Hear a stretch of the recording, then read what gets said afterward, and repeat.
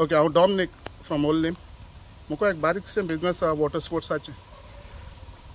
हांव आज हें कोता कित्याक आतां झॅडपीचें इलेक्शन आहा.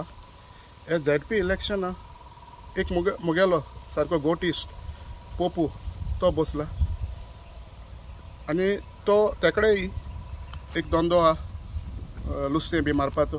तो दोयऱ्या पाळांक सदां मेळटा आनी सदां हें आसता. तो मुको एप्रोच जाला आपणा डॉमिनिक सपोर्ट कर म्हणून. आनीक हांव मागोतां, हांव व्हडले जावन मागोतां सगळ्यां कडेन हे बेनावली कॉन्स्टिट्यून्सी कडेन आमी हे पोपूक सपोर्ट करचो. तो एक हेल्पफूल पर्सन आनी बरो भुरगो. कित्याक आमच्या व्हडल्यांक फाटीं इलेक्शन जालां, पंचायत एकलो रोखडो रिजायन जालो आनी बाय इलेक्शन जालें. आनी आतांय बसलो तो आमच्या व्हडलेचोच. हाल्यां तो चुकोन जिखील जाल्यार पोतून बाय इलेक्शन. आमी टॅक्स पेयर, आमी टॅक्स हारी कोताय.